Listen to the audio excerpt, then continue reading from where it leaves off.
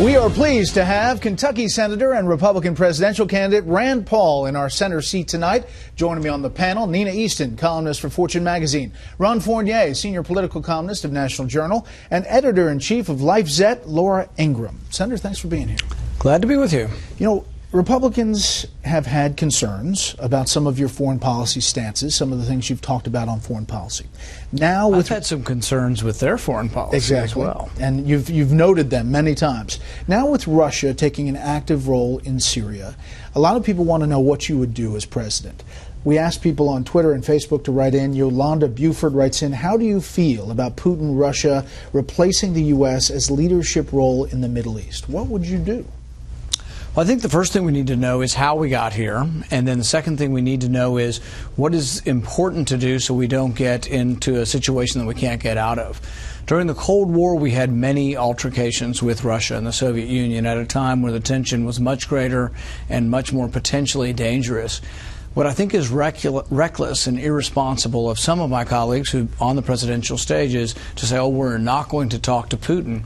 Well, having no relations or communicate with Putin is exactly the wrong thing to do. Others have now been saying we need to be prepared to use force against Russia. And it's like, my goodness, we avoided that for 70 years in the Cold War. I don't think that's a good idea. And then others are saying, well, we need to draw a red line. We need to have a no-fly zone. Well, that's also a recipe for disaster, for either an accidental or a purposeful shooting down by one country or the other. I think we have to look at how we got here. How did we get here? We used to have Saddam Hussein, a tyrant who opposed Iran.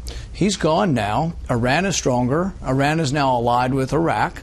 Who gave flyover permission for Russia to go into Syria? Iraq. Who said today that they're inviting Russia and want Russia to attack ISIS? Iraq. It's going to be a little hard for us to say Russia go home when Syria, Iraq, and Iran are all saying they want Russia to be there. I get that looking back, but looking forward, what are you doing as President Paul? Are you okay that Russia is doing what it's doing, even though they're attacking rebels on the ground by all accounts? I don't think I would put it that way, that I'm okay with it. What I would say is that we need to stand up for our position in the world. But there's not a position, what are we going to do? Do you want to drive Russia out of Syria? Do you want to have a land war with Russia? I mean, there is no sort of scenario in which America can just stand up and say, be gone, Russia. I think what we need to do is make sure that an accident doesn't happen, make sure that we have open lines of communication, make sure that Russia knows what our position is on this, so we communicate our displeasure and we try to say this is not something we feel. But, you know, is there a military solution to this? There isn't a military solution. Sure. I think it's interesting to listen to Senator Paul because he is reflecting exactly what Donald Trump said with you last night in the interview when we talked about foreign policy and before. Like that, and, well, Gaddafi, he said better for Gaddafi to be in power, better for Hussein to be in power. He's been listening to my speeches, well, obviously. Perhaps, but it's a fascinating divergence in the Republican Party, and I think it's fueling the support that you get on college campuses and beyond, and fueling some of what Trump is finding out there as well. People want America to be strong, but they also like the idea of a humble foreign policy that's a smart foreign policy, which is what George W. Bush campaigned on until 9/11 happened. But it's a complicated scenario, right? Because we obviously don't want Russia to become the #1 power broker in the Middle East. Yet America doesn't have an appetite to go full force into the Middle East. It's also why we do have to look backwards as well as looking forward. You have to learn from the past, and when you look at the past, if there's one clear thing in the Middle East to learn, it's that every time we've toppled a secular dictator, every time we've gotten rid of one of the iron fists, we've gotten chaos, the rise of radical Islam, and it turns out the unintended consequences were worse than maybe the situation was before. Well, I'm still not sure what you would do about Putin and Russia, but let's go to the Pentagon budget. It's $600 billion right now. Who do you know that is sure? Pardon me? Who do you know that is sure of what we would do? I've already told you what I won't do, and what I wouldn't do is a no-fly zone. I think that's a huge mistake and endangers World War III. I would not close communication. So I would diplomatically engage. I would express our opinion. But the thing is I think war with Russia is a really bad idea, and I can tell you that the people in my party who are saying don't talk to Putin, have a no-fly zone, be prepared to use force against Russia, that's all very scary to me and the wrong approach. The Pentagon has a $600 billion budget.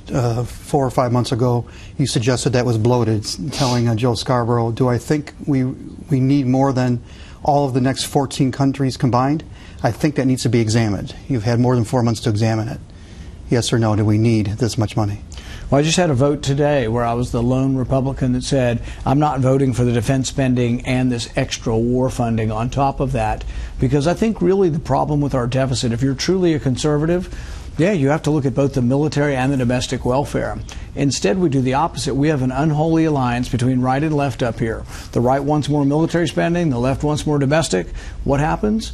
The unholy alliance comes together and get more spending for everything, but that's also why we're $18 trillion in debt. And it's also why I'm frankly the only conservative running on either side, because I'd be willing to cut both. Well, you would bring us down below $600 billion. What I would say is that you have to be able to cut across the board. That's what the sequester was. Now, some of the sequester was a cut in the rate of growth, but it was cutting across the board, and it actually was something that was slowing down the accumulation of debt. And we abandoned most of that last year, and that what's coming up now and what many of the leadership are saying, yes, we're going to bust the budget caps. The last remaining vestige of control is going to be busted, but not because of Democrats, because of an unholy alliance between the right and the left who are so avaricious for more spending that they can't get enough. Nina. Senator, going back to your position on Syria and your overall sense of foreign policy, there's a compelling argument to be made that the reason Russia felt licensed to go into Syria is because we didn't stand up to Putin over the Ukraine, that we didn't arm Ukrainian rebels. Which raises the question, what is the difference between being non-interventionist and weak global leadership by the U.S. that eventually puts the U.S. at risk? Well, I think if you look at the region and you say, why is Syria now involved in the region? You might say, well, if we look back, had we not gotten involved in the Iraq war to begin with, maybe Russia wouldn't be so involved. So maybe it's an unintended consequence of the Iraq war. In the Ukraine, there was no real military solution to removing Crimea, removing the Russians from Crimea. There was no real military solution that anyone, even from the farthest right wing of our party, was proposing to do as far as pushing them out of Ukraine. As far as arming Ukraine with self-defense, I actually favor that. Back with domestic policy questions for Senator Paul after a quick break.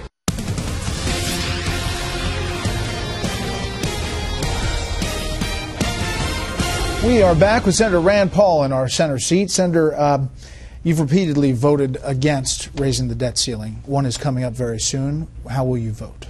I can't vote to raise the debt ceiling. It's sort of giving more credit to people who are drunk on spending, and we can't give them more credit. And so what I would use it is as an opportunity to use the leverage for those who believe we have to raise the debt ceiling, use it as leverage to try to get spending cuts.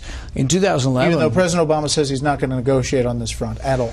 Well, he said he wouldn't negotiate last time, and he did in 2011 over this. He negotiated, and we got what was called sequestration or overall budget caps. So I think you do need that, and you should use the leverage. All of these things should be points of leverage for Congress to exert their authority.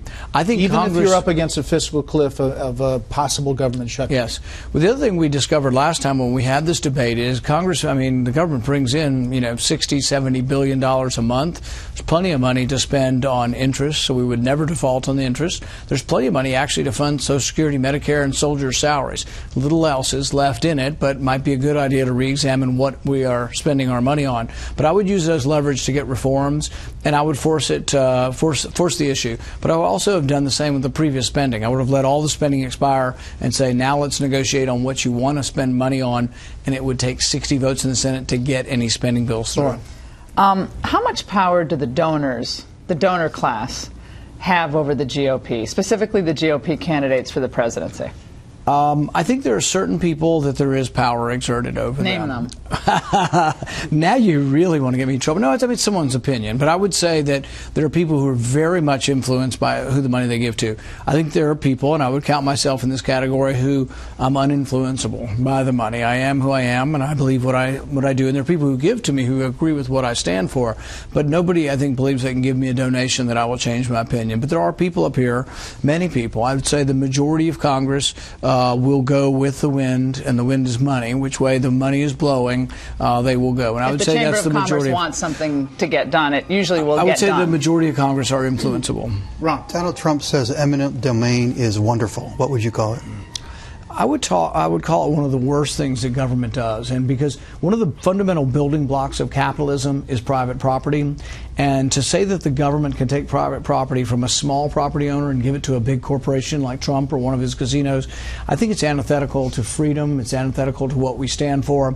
And the fact that he is for this abuse of eminent domain really ought to be a disqualifier for any conservative Republican to vote for him. And I keep waiting for everybody to wake up one day and say, oh my goodness, he's not really a conservative, because it's true. He's a fake. He really isn't a conservative. And no conservative in our party is for using eminent domain like he is.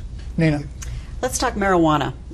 You're considered, even though you don't support recreational marijuana, you're considered probably the most marijuana-friendly candidate, supporting medical marijuana. Yes. But now we have in Colorado, which does support recreational marijuana, it's legal there, and we have this several hundred million dollar business industry built around that. What do you make of that? Is that a good thing? I think it's a good thing to allow states to make their own laws. And so it was funny, when we had the presidential debate recently, many of the governors were standing up and beating their chest about how they love the 10th Amendment, which leaves the powers not enumerated to Congress or left to the states and people, until the governors decided they disagreed with marijuana, and then they decided they were all for federal laws telling the states what to do.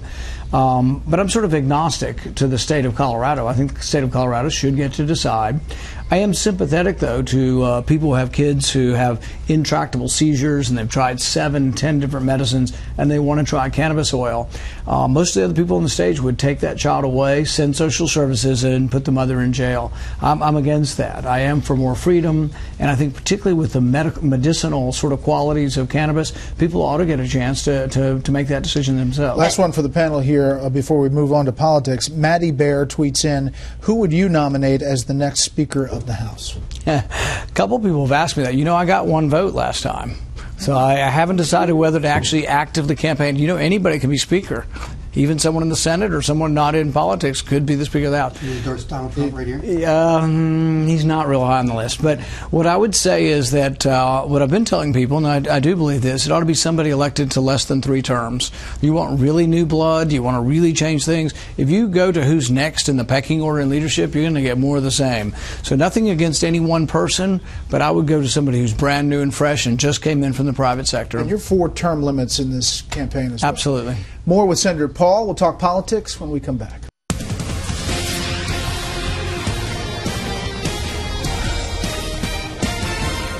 Welcome back to Special Report. Republican presidential candidate and Kentucky Senator Rand Paul in our senator's seat tonight. Senator, the latest Real Clear Politics average of polls has you at 2.3%. And if you look at the state-by-state polls today, Florida, you're at 2%.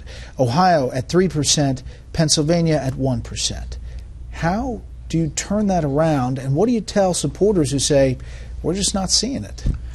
You know, I'm thinking about maybe going to joke school or something. Maybe I need better jokes. I've been told I need better hair. I need to be taller. I need better clothes. You know how many people tell you you have to do something different to bring your polls up?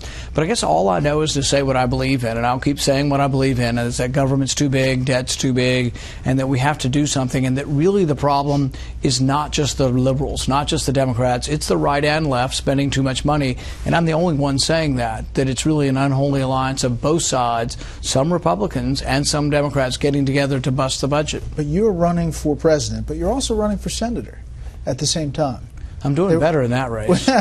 Well, there will be a decision at some point. When do you think that'll come? I'm going to let people vote, and I think the polls don't accurately represent our organizational strength in Iowa. We have chairmen in all 99 counties in Iowa. We have hundreds of precinct chairmen. We have 1,000 students rallying for us. I would hate to, give up and say the students aren't going to get a chance to vote for someone who truly thinks you shouldn't be putting everybody in jail for marijuana, that really we shouldn't be at war everywhere around the world all the time, and that really there isn't another way, that there isn't a third way. Laura. Trans-Pacific Partnership. I know you voted against the Trade Promotion Authority. Donald Trump is against it. Hillary Clinton today comes out and is against it. What is your position on the super secret document that nobody's seen? Well, I can promise you once I take a final position, I'm only going to take one. Hillary, I guess, has been on both sides of this issue. I don't like TPA, which was giving special authority to the president. I think one of the biggest problems we have in our country is too much power going to the executive branch and going away from Congress. So absolutely, I didn't want to give this special power and this special pathway for it to come through. I was also very annoyed with the fact that this trade agreement was classified, and at first they told me I couldn't even see it. Why was it classified? I have no idea why a trade treaty would be classified. I'm still complaining. When I meet leadership in the hallways of Congress, I'm saying, why in the heck do you classify a trade treaty? You know why it's classified. They don't want people to see what's in it. Well, I went to read it, and I went there with some staff members, and we spent an hour and a half in there, and I'm not so sure I was even given the final copy, because now the final copy's come out recently. So I can't tell you. I like to read things, so I'm going to read it first.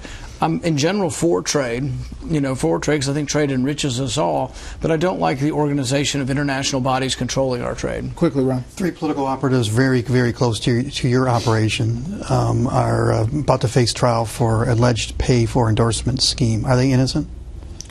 I don't really know innocence or guilt or the law. The law is really complicated, and this is sort of campaign finance regulations. And a lot of it's how you report things, whether you report things. And in fact, many things can be all legal, and then someone tries to say they're illegal. And so I really don't know the details of the case. And they didn't work for me, by the way. None of these people worked for me. Very close to your father's going to be testifying. Isn't this kind of Clintonian, this whole... this people going after them? I mean, I can tell you that they waited 4 years. People are going after them, or are they possibly guilty? Well, it took 4 years for people to charge them. And the person charging them is in the Obama Justice Department, and I believe the person who's in charge of the investigation testified before Congress, and when asked 30 times whether he knew anything about Lois Lerner and all the other emails that were missing, answered 30 times that he wasn't going to respond, that he didn't recall. And so when someone's been investigated for malfeasance, I wonder whether or not it is politically motivated. Thank you, Senator. Thank you. That is it for the panel. But stay tuned to see Hollywood's consistent take on the 2016 race.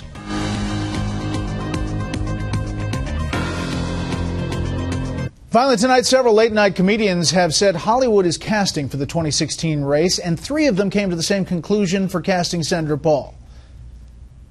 1990s Justin Timberlake. I don't know. I guess it could be worse. It could be worse, 3 comedians. All right, you can take it. Thanks for inviting us into your home tonight. That's it for this press report. Fair, balanced, and unafraid.